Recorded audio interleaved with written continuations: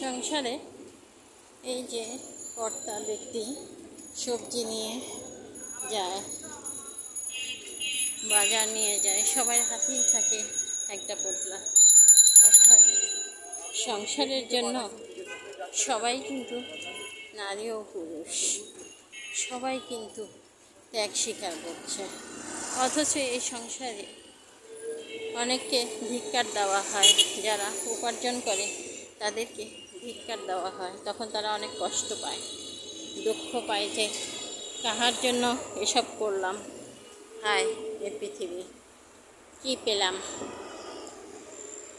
এই যে দেখো রিক্সাওয়ালারা ঘাম ঝরায়, এদের তো কোনো ফ্যান নেই। এই যে রাস্তায় মুরগি বিক্রি করে, এই যে পান বিক্রি করে, এই যে সবাই কিন্তু সংসারের উপার্জনে ব্যস্ত।